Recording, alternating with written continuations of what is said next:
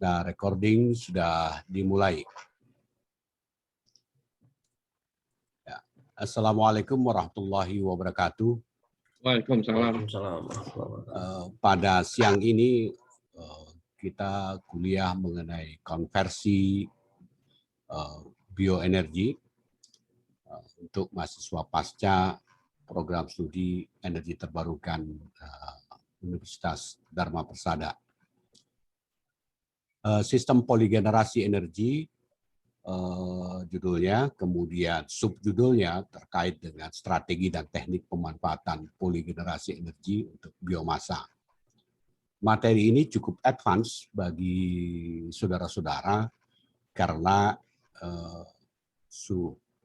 merupakan satu pemikiran, kemudian juga sudah mengarah kepada teknologi, kemudian ada sistem kerjanya juga yang menjadikan materi ini lebih kompleks dibanding dengan materi sebelumnya. Nah, saya selalu membuat materi kuliah berupaya dalam bentuk micro learning supaya nanti mahasiswa atau pembaca yang pernah mengikuti kuliah ini dapat membaca ulang lagi materinya pada saat atau kesempatannya dimanapun sambil dia mempelajari dan mengingat hasil-hasil diskusi selama presentasi misalnya atau selama proses pengajaran. Nah, kemudian dari sini saya buat seolah-olah micro learning itu seperti buku ya elektronik ya singkat, padat, kemudian cuman tidak berarti menggantikan posisi pustaka yang ada seperti buku, artikel-artikel ilmiah maupun monograf atau laporan-laporan hasil penelitian yang sifatnya memandu cepat, kemudian memberikan informasi cepat tanpa harus membuang waktu cukup lama. Manakala Anda tertarik menjadi satu topik penelitian atau ingin menekuninya, maka langkah-langkah atau upaya itu bisa terbantu melalui pustaka-pustaka yang disediakan di dalam bacaan ini. Nah, materi ini sendiri baru selesai disusun, jadi mungkin halamannya sendiri masih perlu ditata ulang supaya bisa sesuai dengan target menyajikan materi kuliah dalam format micro learning. Jadi, nah ada 8 item. Nah kita akan bahas satu demi satu. Ya, mudah-mudahan dalam waktu 1 jam ini bisa selesai supaya volume di dalam videonya sendiri tidak terlalu besar. Nah, bahan ini merupakan rangkaian pustaka, kemudian menjadi materi perkuliahan, kemudian nilai kreditnya 2, ya seperti itu. Nah, kita mulai dari pengertiannya bagaimana, prasyaratnya, sejarah singkatnya, proses teknologi, sampai pada kira-kira pemanfaatannya. Ya. Dan materi polygeneration biomasa ini merupakan materi yang terbaru, kemudian advance, dan masih sedikit sekali orang yang menekuninya dalam jenjang akademik sampai doktoran, ya. Dan lembaga-lembaga yang menekuninya juga masih sedikit. Tetapi teknologi-teknologi yang digunakan itu sebenarnya sebagian besar sudah dikenal dan tinggal ditindaklanjuti oleh para peneliti maupun praktisi bidang ini. Nah, di dalam proses mempelajari poligenerasi itu saya membuat skema-skema yang mungkin akan sedikit kompleks, tetapi perlu disajikan secara sistematis. Nah, kira-kira awalnya bahwa saya harus mengerti apa itu poligenerasi. Ya. Poligenerasi itu apa? Berdasarkan kajian pustaka. Di dalam proses ini harus kelihatan bahwa kajian pustaka ini mendorong saya untuk mengerti apa itu definisi, karakteristiknya, ragamnya, dan paling spesifik kira-kira grafik atau diagram yang menunjukkan pengertian mengenai poligenerasi itu. Nah, sesudah itu mengarah kepada itu polygeneration sampai pada tahapan mendapatkan sebuah strategi, kemudian supporting teknologinya apa, terus ide-ide baru di dalam poin 7B ini kira-kira bisa nggak diterapkan untuk Indonesia dengan memanfaatkan potensi biomasa dari kelapa sawit, kelapa, kemudian tebu, jagung, dan sisi yang sangat potensial juga adalah industri kehutanan. Nah, poin-poin pemikiran ini menjadi satu rangkaian upaya saya untuk mempelajari dan menyajikan kembali ke publik, mahasiswa tentunya, untuk jadi materi pelajaran. Apakah dalam bentuk buku atau micro learning seperti ini, ya sebagai bahan perkuliahan. Nah, kita mulai dari pendahuluan. Bumi ini hanya satu, ya, dihuni oleh makhluk hidup dan makhluk manusia dan makhluk hidup lainnya. Kemudian yang menjadi keunggulan manusia itu menjadi pemikir juga, pengelola juga, penerima manfaat sekaligus dampaknya. Nah, yang menjadi pembeda bahwa manusia itu terdiri dari suku bangsa, beragam suku bangsa. Nah, kenapa diprioritaskan bumi itu satu? Supaya ego yang muncul, sektoral, per individu, per suku, atau per ras, misalnya itu bisa dihindari. Karena tidak mampu hanya satu etnis saja, atau satu suku saja yang mampu menjaga bumi ini dari proses bukan kehancuran, tetapi proses penurunan layanan terhadap kehidupan umat manusia. Contoh, sisi kelaparan itu karena panen yang rusak atau apa, bagaimana. Kemudian di sisi lain, di belahan bumi lain, tentu ada yang kelebihan pangan, kecukupan energi, dan sebagainya. Jadi ada disparitas. Tetapi disparitas ini bagaimana terjadi, itu perlu dikurangi dampaknya, karena ada ketergantungan, ada kebersamaan, sehingga manusia di sebelah sisi lain juga mampu hidup layak, kemudian berkembang, dan tentu akan memberikan kontribusi lain pada sisi lain. Nah, pemikiran bumi hanya satu menjadi pengantar untuk mata kuliah ini, supaya kita selalu berpikir tidak ego, karena polygeneration system adalah upaya untuk mendapatkan beragam manfaat sebenarnya, ya, beragam manfaat dan mengurangi loss atau kehilangan baik itu dalam bentuk materi, baik dalam bentuk energi maupun dalam bentuk produk, supaya bisa dimanfaatkan oleh lingkungan maupun orang lain. Nah, kita fokus saja pada biomasa. Nah, pada pemikiran awal bahwa biomasa yang kita maksud lebih terkonsentrasi kepada materi-materi bio, artinya yang dihasilkan dari proses kehidupan, kemudian tidak dimanfaatkan lagi untuk pangan, untuk papan, maupun untuk pakan. Ya. Pakan itu untuk makanan ternak, jadi pangan, pakan, kemudian papan. Papan itu ada untuk aspek pertukangan, perumahan, meja, kursi, dan sebagainya, itu adalah papan. Kemudian masih diubah menjadi listrik, kemudian bahan bakar, terus produk bioenergi, kemudian material bio. Yang terpenting di sini juga adalah material bio yang terkadang terlupakan atau dalam takaran tertentu masih tidak layak secara ekonomis.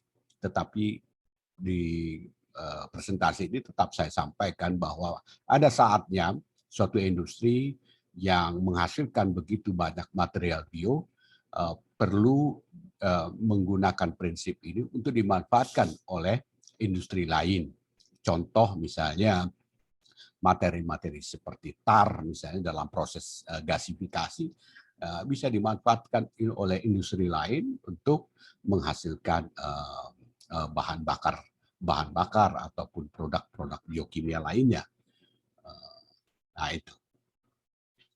Nah, kenapa kita berpikir biomasa? Jadi kalau lihat dari gambar yang ini penekannya bahwa hanya biomasa yang mampu berinteraksi langsung dengan lingkungan. Dalam artian take and give, memberi dan menerima. Gitu ya. Hanya biomasa yang berasal tentunya dari pertanian, perkebunan, kehutanan, dan peternakan. Apakah dia mengabsorb karbon dioksida, kemudian mengolahnya menjadi bahan pangan dan seterusnya kepada papan, ataupun melepaskan karbon, ya, melepaskan karbon dalam proses atau gas-gas lain dalam proses-proses alami ataupun non alami yang, nah akibatnya maka biomasa menjadi proses yang sangat penting untuk dipelajari karena dia mampu bergerak aktif maupun sebagai pasif. Tapi di sisi kita, ya, orang energi terbarukan, kita mendayagunakan biomasa sebagai salah satu sumber bahan baku untuk menghasilkan energi dan produk bioenergi. Nah, pengertian di dalam biomasa kita akan lebih konsentrasi kepada limbah, jadi kita mendayagunakan limbah.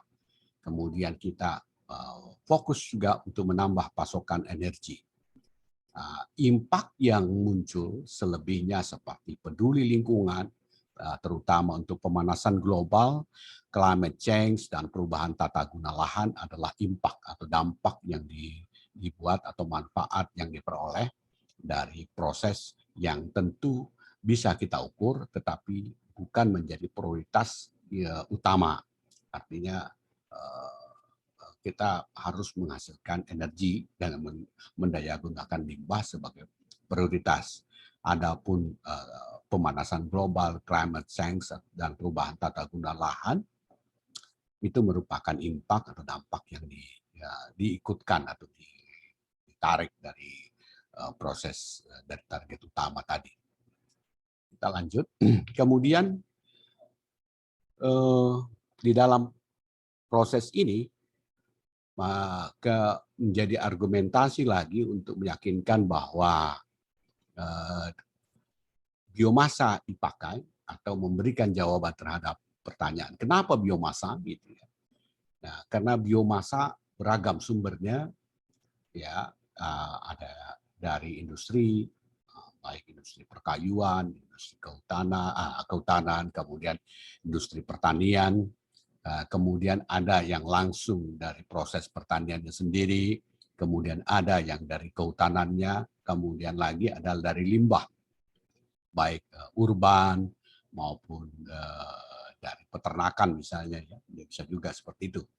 Nah, ini perlu diselaraskan antara kebutuhan dan pasokan supaya bisa menghasilkan energi dan bisa memberikan manfaat lebih besar.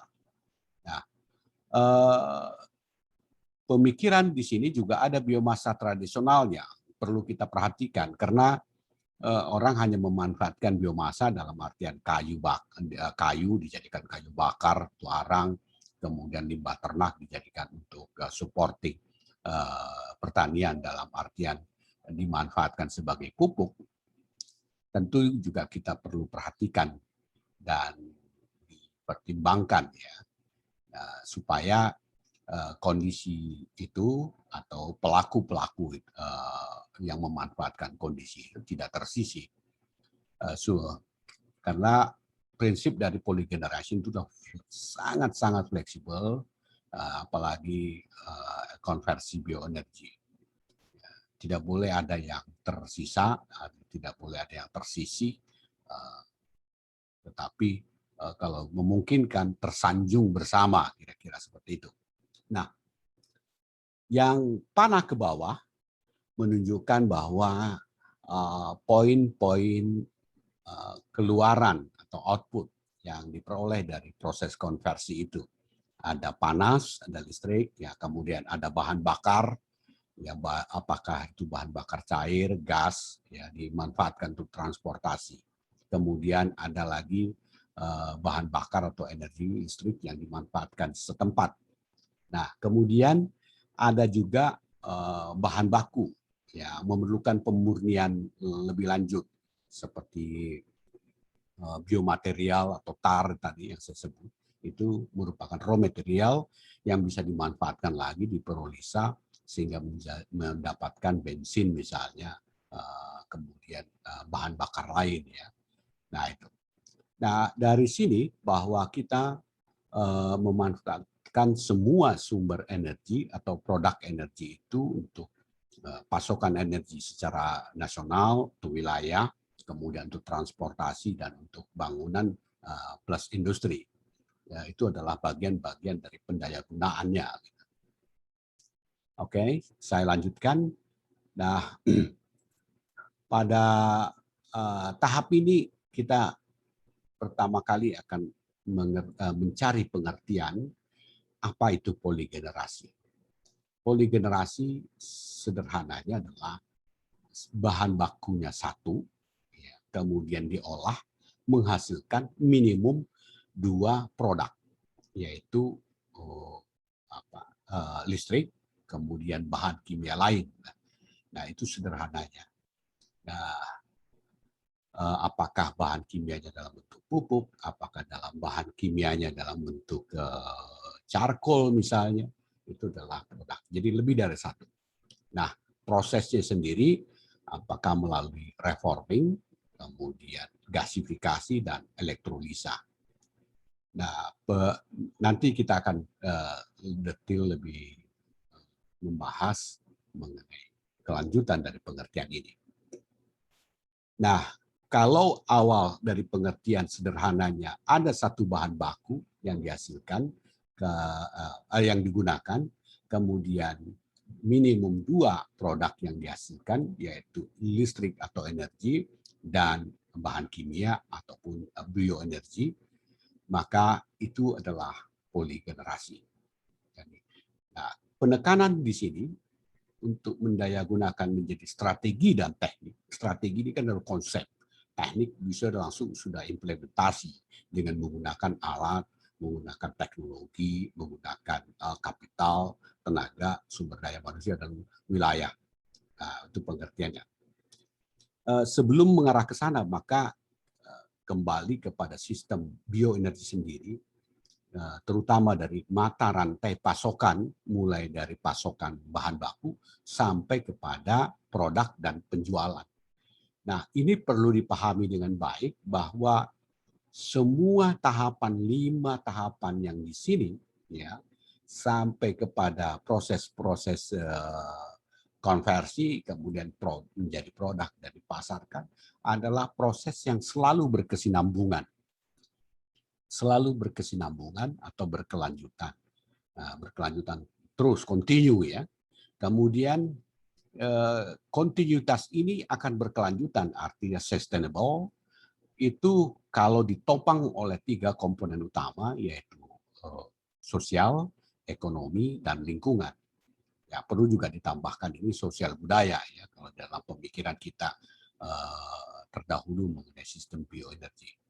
Ini prinsip dasar yang perlu tetap diperhatikan oleh para mahasiswa. Nah, saya lanjutkan lagi mengenai sistem konversinya. Jadi sederhananya bahwa biomasa itu bisa dimanfaatkan menjadi energi melalui proses konversi. Bahkan diperlukan juga pre-proses atau pre-treatment. Kenapa?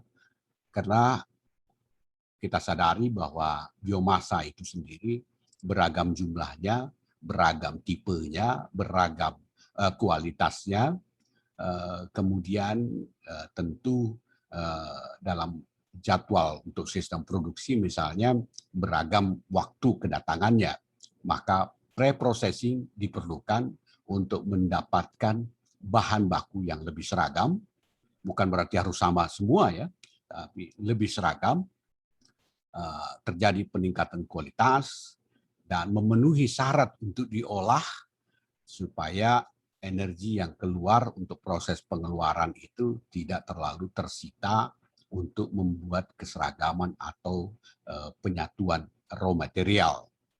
Nah, kemudian konversinya sendiri, terutama kita kenal itu ada 3 proses, ada biokimia, yaitu hidrolisa dan fermentasi, kemudian ada anaerobic digestion yang seperti Anda kenal dan banyak lihat itu adalah proses biogas misalnya, itu adalah biochemical proses.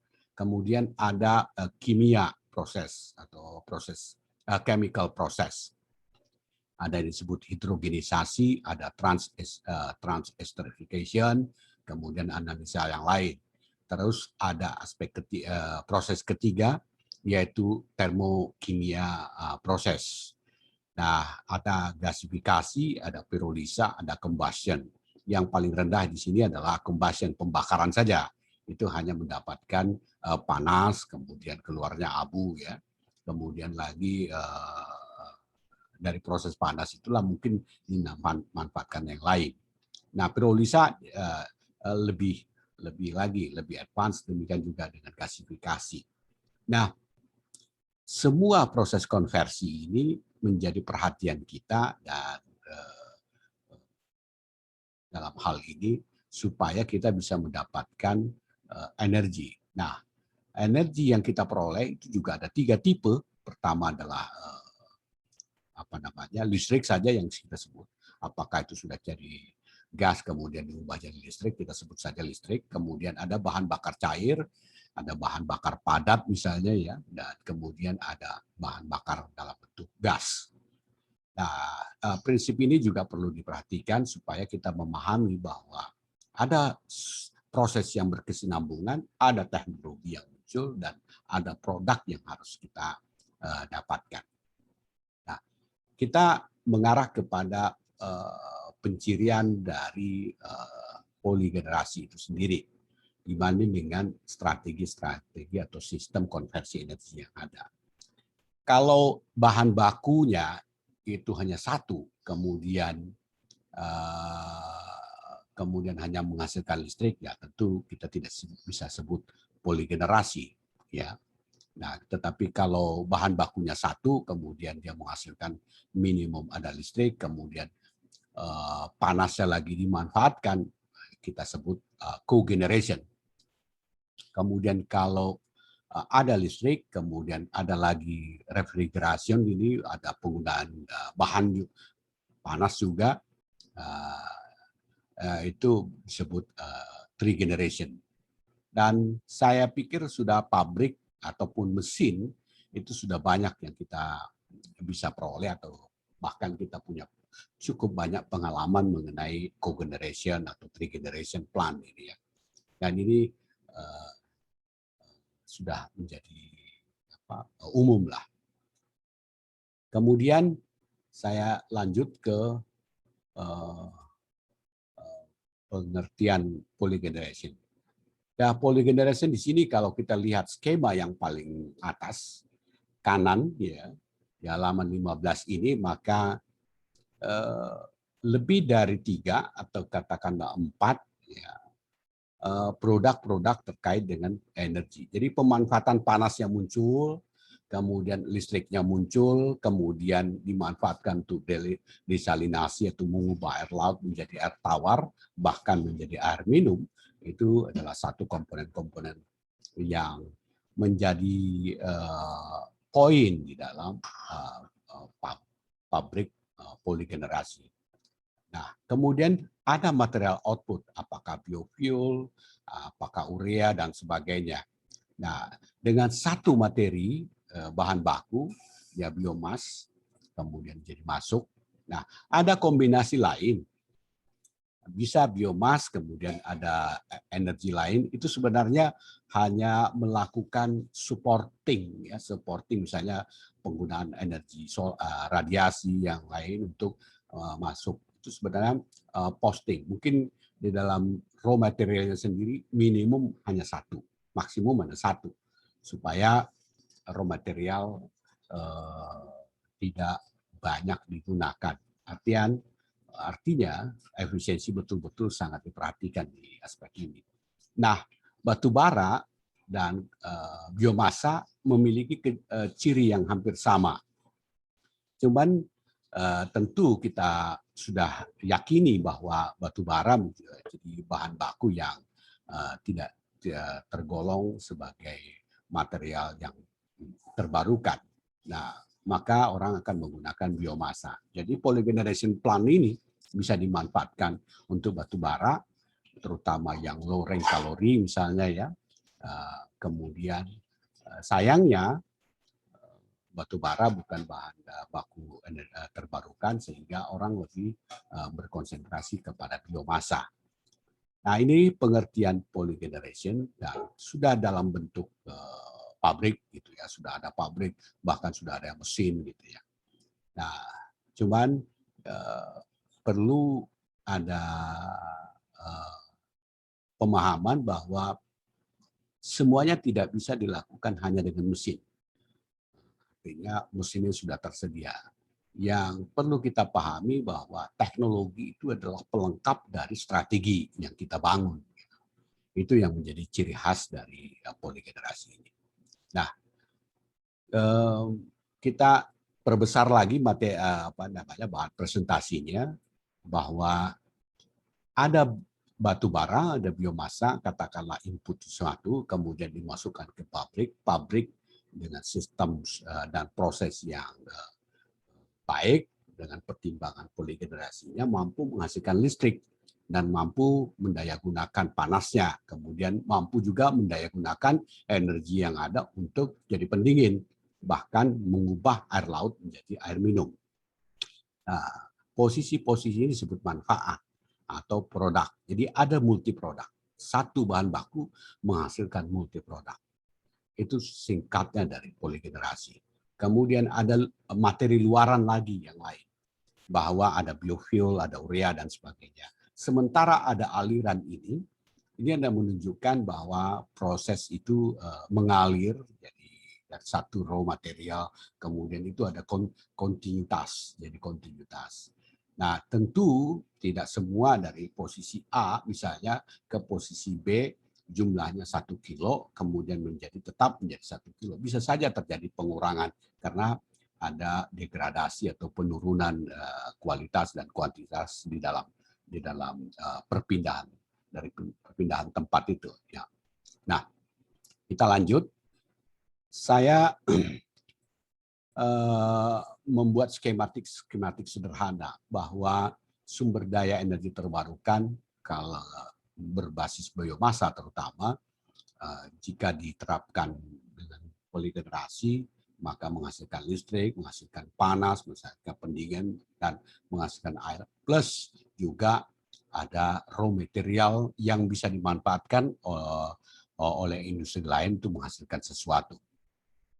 Nah, pabrik poligenerasi itu bisa dibagi menjadi dua kelompok, yaitu ada yang terpusat, ya, kemudian ada terpusat, ada yang berbasis sumber daya terbarukan, yang seperti saya sebut biomasa, dan ada yang sumber daya tidak terbarukan, yaitu batu bara. Kemudian ada poligenerasi terbagi. Jadi setiap komponen-komponen, misalnya satu proses di sini, dia melaksanakan poligenerasi, dan proses di tempat lain ada lagi poligenerasi lain. Nah, tetapi raw materialnya dari poligenerasi yang katakanlah disebut A ya atau B, Nah, poligenerasi yang B ini memanfaatkan output dari poligenerasi yang A. Demikian terus. Jadi tidak terputus. Nah, satu sistem bisa menghasilkan melaksanakan poligenerasi, pada sistem lain dia bisa menghasilkan mengerjakan poligenerasi juga. Nah, pemikiran ini memberikan impact bahwa ada peningkatan efisiensi energi, kemudian ada peningkatan efisiensi penggunaan material, ya, bahan baku, kemudian juga ada impact yang lanjutnya adalah sebut mengurangi beban lingkungan. Jadi lingkungan itu kan tidak dipaksa untuk menghasilkan misalnya jagung, menghasilkan limbah ataupun menghasilkan sesuatu, tapi secara natural dia menghasilkan misalnya 5 ton jagung misalnya, kemudian 2 tonnya limbah. Itu tidak dipaksa untuk menghasilkan lebih, tetapi dari 2 ton itu bisa memenuhi kebutuhan yang besar karena pertama pemanfaatannya menggunakan strategi poligenerasi dan bentuk energi yang dihasilkan beragam. Nah, itulah kenapa disebutkan penurunan beban lingkungan. Kemudian ada penghematan ekonomi. Jadi otomatis bahwa penghematan ekonomi menjadi perhatian dan sesuatu yang menarik bagi pelaku-pelaku usaha bidang ini. Nah, kalau kita sudah melakukan poligenerasi, strategi dan teknik poligenerasi, bagaimana kita melihat bahwa itu kinerjanya atau performance-nya, ya, maka konsep dari poligeneration strategi juga menyajikan teknik penilaian, assessment polygeneration strategi. Ya. Ada yang berbasis pada termodinamika untuk energinya saja, berapa energi yang dipakai dan berapa energi yang terpecah-pecah. Jadi energi balance-nya dipertimbangkan, ya, dihitung. Kemudian yang terpenting di situ di posisi teknoekonominya. Jadi orang yang menekuni polygeneration strategi ini harus betul-betul memahami konsep dan teknik perhitungan teknoekonomi supaya bisa meyakinkan bahwa kita menggunakan satu bahan baku kemudian menghasilkan beragam produk itu masuk dalam skala ekonomi, memberikan keuntungan yang lebih banyak, tetapi secara teknis juga mampu diolah. Nah, kemudian ada pendekatan menggunakan sosial ekonomi juga. Jadi ada manfaatnya bagaimana, kemudian bagaimana nilai ekonomi tambahannya misalnya. Ada juga yang dari sisi lingkungan, bagaimana dampaknya terhadap kondisi lingkungan. Apakah terjadi pressure, ya, sehingga lingkungan menurun kualitasnya. Dengan penurunan kualitas itu, maka produk yang dimunculkan sebagai untuk bahan baku tentu akan berkurang.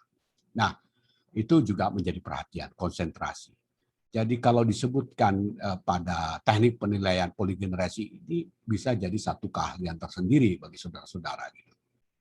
Nah, saya ingin sampaikan bahwa ada juga pendekatan bagaimana melakukan penilaian poligenerasi dengan multidimensi.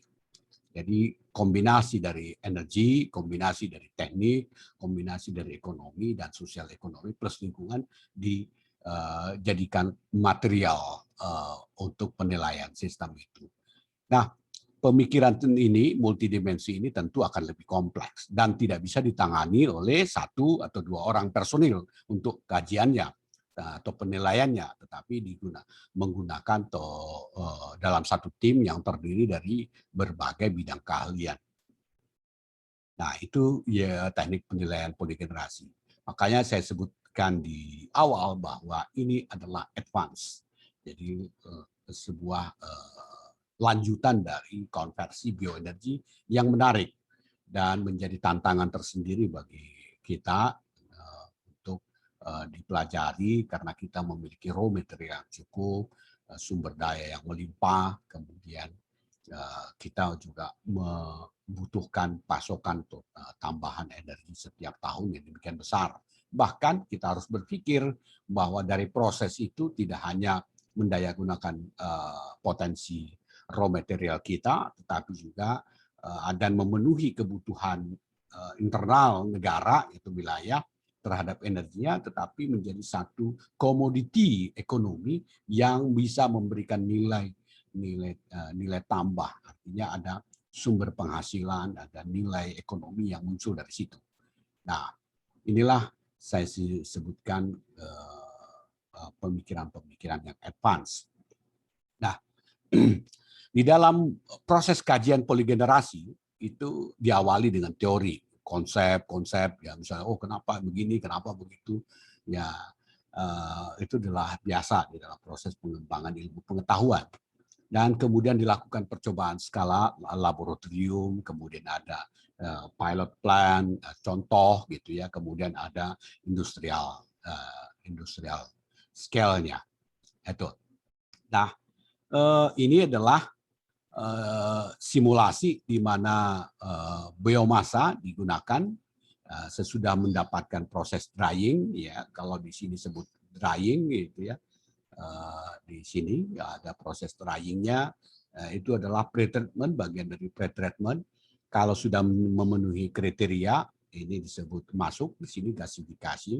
Dan dari gasifikasi ini ada proses clean up gas, jadi gas-gas yang ada itu dibersihkan, yang tidak dipakai itu biasanya diendapkan dan apakah menggunakan cairan atau apa itu supaya mengendap, difiltrasi dan tersimpan dalam bentuk cairan. Nah, cairan nanti pun diolah lagi ya. Kemudian dari gas yang sudah dibersihkan ini dikirim ke power generation, macam-macam di sini ada gas turbin, gas engine, kemudian juga lagi ada gas boiler gitu ya. Jadi boiler tapi dibakarnya dengan gas gitu. Nah, posisi ini. Nah, ini semua sudah ada dalam bentuk pabrikannya. Bahkan teknologi dari Eropa, China itu sudah banyak tersedia. Yang paling penting bahwa kita memahami satu material biomasa kita bisa menghasilkan listrik di sini. Kemudian dia bisa menghasilkan bahan bakar lagi di sini. Kemudian ada residual material yang bisa ditransportasikan ke tempat lain untuk diolah. Gitu. Diolah. Itu adalah polygeneration. Kemudian kita lanjut. Dan perkembangan teknologi kajian mengenai polygeneration strategi dan implementasinya sendiri tidak hanya dalam bentuk pabrik besar gitu ya. Sekarang sudah mengarah juga kepada sistem containerized, jadi ada di dalam kontainer. Gitu. Nah, di dalam kontainer ini keuntungannya mobile bisa dipindahkan ke tempat-tempat yang strategis yang membutuhkannya dan cepat pemasangannya, kemudian menghasilkan produk yang sesuai dengan kebutuhan. Cuman di dalam sistem containerized itu kita menyadari bahwa output yang dihasilkan itu terbatas. Kemudian tidak berkelanjutan, artinya bisa saja kalau kebutuhan wilayah itu sudah terpenuhi dalam waktu singkat dan digantikan oleh pasokan yang lebih besar, yang lebih stabil, maka posisi teknologi containerized ini harus berpindah. Gitu. Nah ini keuntungan dan kelemahannya ya. Kemudian yang skala pabrik ini yang dalam bentuk fix.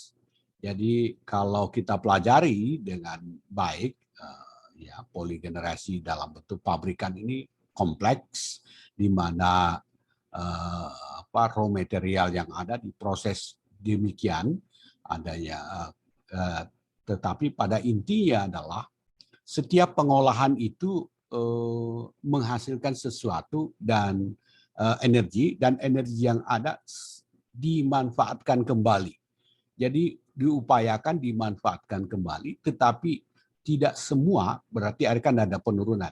diupayakan semaksimal mungkin untuk menggerakkan atau digunakan pada proses kalau di dalam sistem ini penggerak atau tambahan pasokan energi, kemudian dia menghasilkan produk-produk yang dibutuhkan. Jadi betul-betul sangat efisien, cuman proses pengolahannya sangat kompleks. Jadi kalau dilihat dari sistem ini, dia menggunakan gasifier, kemudian raw materialnya adalah biomasa, dan output yang paling penting di sini dia menghasilkan solid produknya ada, kemudian di sini ada menghasilkan bahan baku kimia, kemudian ada listrik, ya, kemudian ada komponen tersendiri raw material hidrogen misalnya, ya, kemudian ada karbon dioksida yang apakah mau dipakai atau disimpan itu adalah nilai tambah lain. Nah, skema ini menunjukkan bahwa poligenerasi itu bukan pekerjaan yang mudah, tetapi bukan pekerjaan yang tak mampu diolah karena kekuatan pengetahuan manusia yang terus berkembang dan teknologi yang tersedia mengakibatkan upaya-upaya ini dapat terpenuhi. Nah, kenapa? Tadi karena ada keterdesakan. Jadi sumber dayanya terbatas, sementara kebutuhan energinya besar. Di samping itu juga dia membutuhkan raw material lain. Bayangkan kalau misalnya orang membeli bahan baku bensin misalnya, ya, sementara bisa memanfaatkan tarnya, kemudian berapa efisiensi untuk peralatannya, kemudian berapa nilai uang yang dihemat karena sistem biosolar misalnya, jadi synthetic oil itu yang berbahan baku biomasa, minimum equipment atau perubahan equipment pada mesin-mesin yang digunakan. Jadi sangat-sangat efisien dan membantu lah. Nah, tadi skematik sudah kita sampaikan. Jadi kemudian di sini Anda bisa pelajari lebih lanjut, browsing di internet. Jadi ada Avelo biorefinery. Nah, terutama yang biorefinery itu sangat potensial untuk melaksanakan strategi poligenerasi. Nah, kemudian dia menghasilkan aspal, bioaspal juga sudah ada feedstock, bio-oil, biochar. Biochar ini dipakai macam-macam, ada yang untuk pupuk, kemudian ada yang dipakai untuk energi lagi. Gitu. Nah, pada prinsipnya kalau sudah energi yang muncul, ada yang dipakai sendiri, ada yang jadi raw material untuk pumping, ya. Kemudian ada green roofing atap tuh. Kemudian ada bahan baku kimia, ada biofuel juga. Ini produk-produk yang sudah mudah ditransportasikan. Jadi dimudah transportasikan, maka muncullah istilah trading, perdagangan, ya kan? Nah, perdagangan ini memberikan dampak positif bagi suatu wilayah atau negara yang mampu memikirkan sumber daya alamnya dan mendayagunakan teknologi yang tepat untuk menghasilkan komoditi-komoditi baru yang bisa memberikan nilai ekonomi pada negaranya. Disinilah poin tambahan lagi, kenapa poligenerasi strategi saya dorong untuk menjadi materi dalam konversi bioenergi. Supaya bioenergi itu atau biomasa itu bukan hanya menghasilkan listrik, kawan. Dia juga mampu menghasilkan produk-produk lain yang jauh bernilai ekonomi. Pengalaman saya bahwa melihat bahan baku batok kelapa yang harganya mungkin 300 perak per kilo gitu ya, sesudah diolah dengan baik itu sudah bisa menghasilkan 1 kilo itu 300 perak, berarti 1 ton itu 300.000 ya, 300.000, kemudian diolah jadi charcoal bisa jadi $400, kemudian jadi arang aktif bisa menjadi 1.500 euro per ton. 1.500. Jadi berkali-kali lipat nilai ekonominya dengan pengubahan bentuk itu, tetapi konsekuensinya ada kapital yang dibutuhkan juga cukup lumayan besar untuk mendapatkan nilai itu. Jadi seimbang sekali. Nah, yang terpenting di sini adalah pengetahuan dan teknologi itu sudah tersedia dan pengembangannya lebih lanjut masih merupakan tantangan bagi semua pihak, baik negara maju maupun negara-negara berkembang. Kalau negara-negara maju umumnya dengan teknologi sudah oke, banyak tersedia, tapi terkendala dengan raw material. Kemudian kita raw material negara-negara berkembang, raw materialnya melimpah, teknologinya yang kurang, kemudian kebutuhannya hanya listrik. Sementara di sisi lain negara-negara maju kebalikannya. Jadi di dalam proses ini bahan baku, proses konversi, produk dan pasar menjadi perhatian di dalam mengatur polygeneration energy ini. Nah, kalau polygeneration strategi atau teknik ini diperhatikan, maka sederhananya kita bisa lihat dari perspektif input, proses, output lah, sederhana ya, di dalam katakan apakah manajemen atau di dalam industri. Gitu. Jadi ada asupan, ada prosesnya, kemudian ada keluarannya. Nah, yang perlu dipilah di sini adalah komponen asupan itu di dalam polygeneration strategi mengenai energi itu ada batu bara, ada gas alam, kemudian ada biomasa, terus ada sumber energi terbarukan, kemudian ada hibrid gabungan ya, gabungan. Kemudian ada surya juga. Nah, proses ini adalah asupan. Tetapi kita di konversi bioenergi lebih mengarah kepada satu asupan saja, itu biomasa, fokus. Kemudian prosesnya sendiri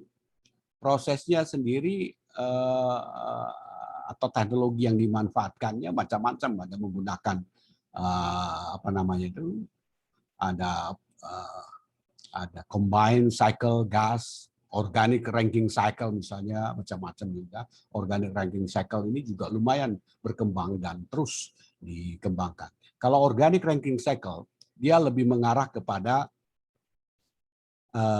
limbah panas yang ada di dalam satu sistem industri itu dimanfaatkan ulang menjadi energi listrik. Kemudian ada steam turbin, ada gas turbin, ada fuel cell. Nah, fuel cell di dalam pemikiran ini dipakai untuk apa? Storage ya, storage. Kemudian nanti pada saat tertentu dipakai atau digunakan. Kemudian ada internal combustion engine, jadi dipakai dalam sistem pembakaran di dalamnya. Ini adalah teknologi yang dipakai. Nah, dikombinasikan dengan strategi-strategi lainnya. Dan ini menghasilkan apa? Mungkin kita perlu telaah lebih lanjut bagaimana mata kuliah lain ya, bagaimana strategi memilih teknologi.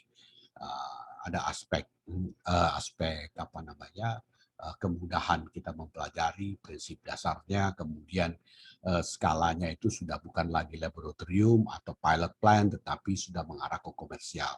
Atau kalau kita memiliki satu keberanian dan didukung oleh tim-tim yang lain, katakanlah lembaga-lembaga riset, lembaga pihak swasta yang mau berkorban, maka pada posisi teknologi itu sudah memasuki era pasar, misalnya era komersial, kita juga bisa masuk, gitu ya, memberikan kesempatan kita untuk berkontribusi dan memastikan bahwa teknologi yang berkembang itu sesuai dengan kondisi agroekologi Indonesia. Jadi kalau kita dikasih kesempatan seperti itu. Nah, pemikiran seperti ini tentu membutuhkan waktu yang cukup untuk berdiskusi dengan para pemangku kepentingan, terutama pengusaha dan lembaga pemerintah yang mengalokasikan dana dan waktunya untuk berkontribusi terhadap pengembangan teknologi. Oke, saya lanjut bahwa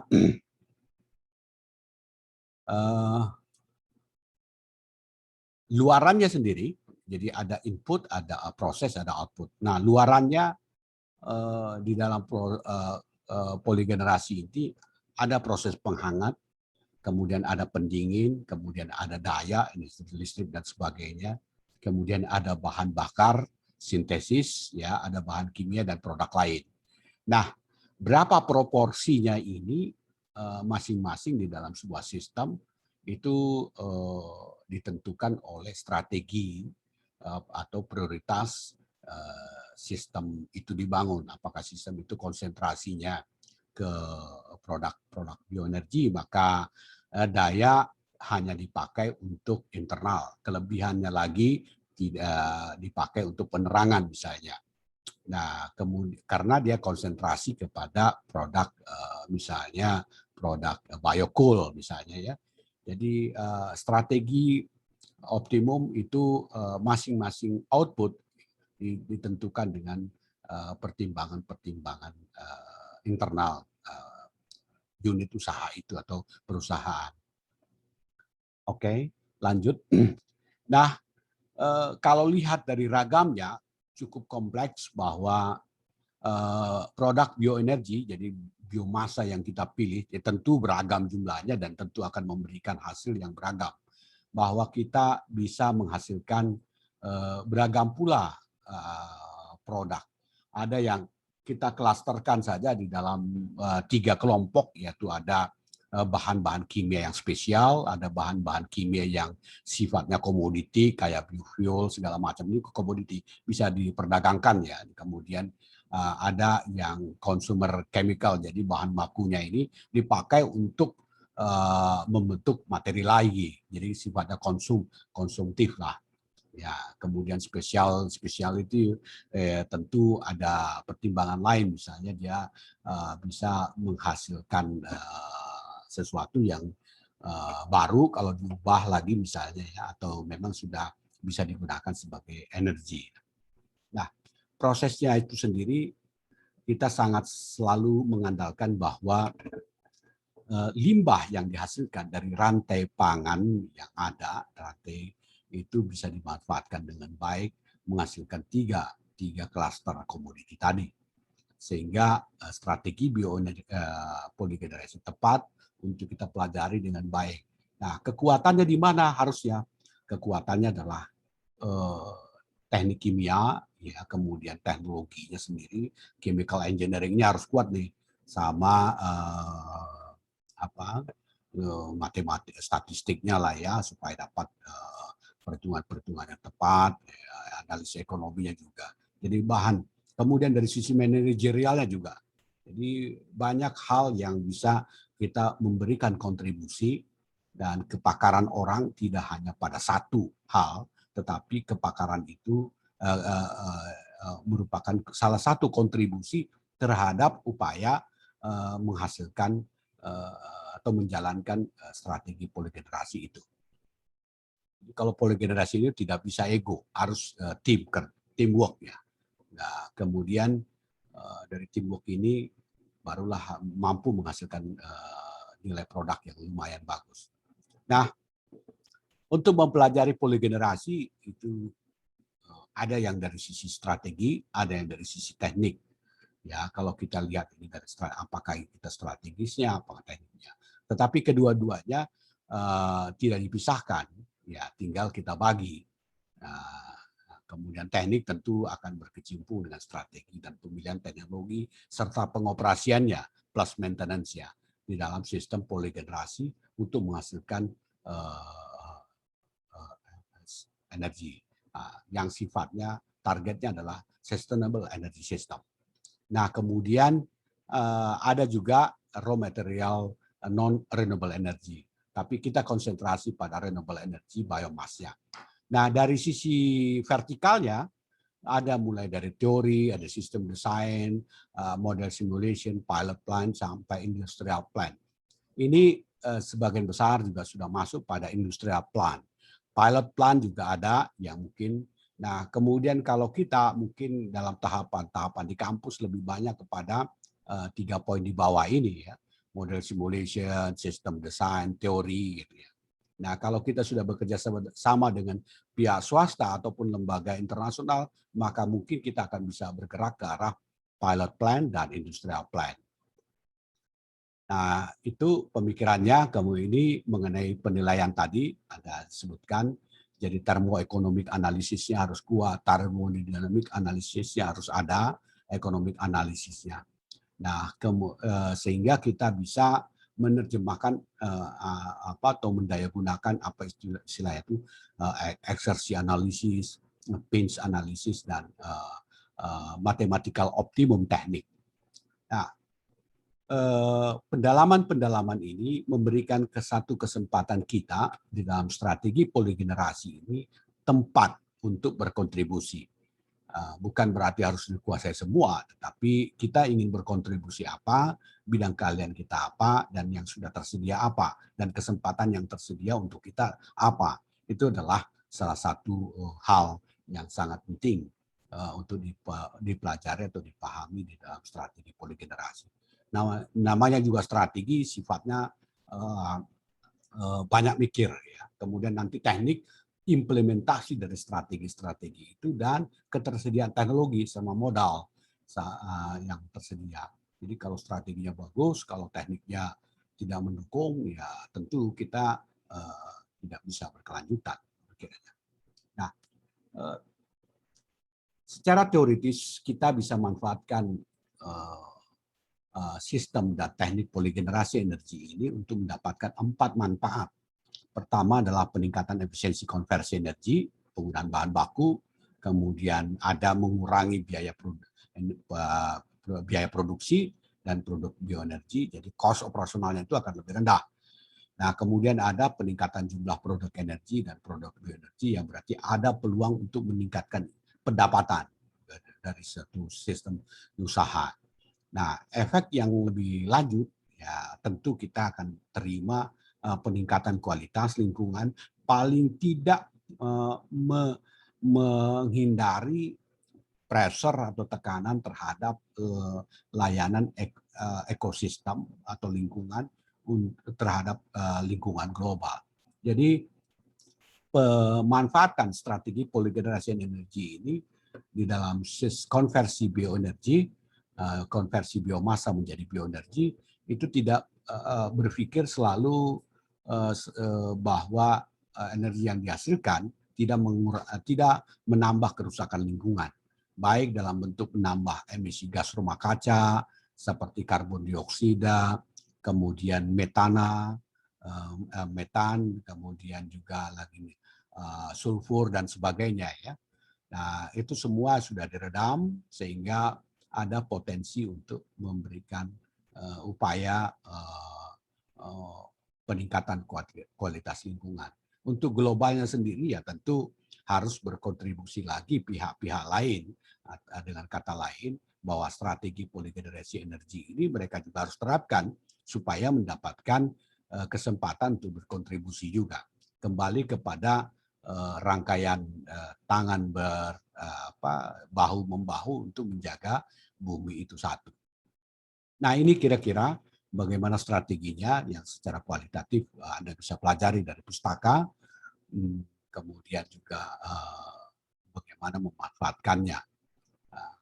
Dan semua ini pemikiran-pemikiran kenapa agak detail, bahkan lebih rinci lagi dalam kuantitatif, supaya dipahami bahwa teknologi itu memerlukan pemikiran dan kuantitatif analisis yang baik, sehingga kita bisa menghasilkan sesuatu yang prima, baik dalam bentuk bahan baku untuk industri lain maupun dalam bentuk energi. Nah, lembaga penelitian ya tentu ada universitas, ada lembaga riset, kemudian ada juga kelompok perusahaan yang terlibat dengan sifatnya orientasi bisnis. Jadi penyedia cogeneration machine, kemudian three generation machine itu sudah banyak. Itu sudah sifatnya udah komersial. Dan teknologinya juga sudah teknologi yang udah pada masuk pada skala komersial, ya. Tidak lagi riset atau setengah riset misalnya. Nah, saya pikir itu. Nah, mungkin saya bisa sarankan suatu hari Anda atau bacalah ya Design for Micro Combined Cooling, Heating and Power System ini juga bisa menjadi salah satu bacaan bagaimana melakukan poly generation strategi di dalam bidang energi. Nah, saya pikir itu materi presentasi saya mungkin cukup panjang ya, dan kalau ada pertanyaan silahkan, saya akan stop share dan selesaikan recordingnya supaya nanti kita bisa share melalui YouTube ataupun melalui link yang lain. Terima kasih.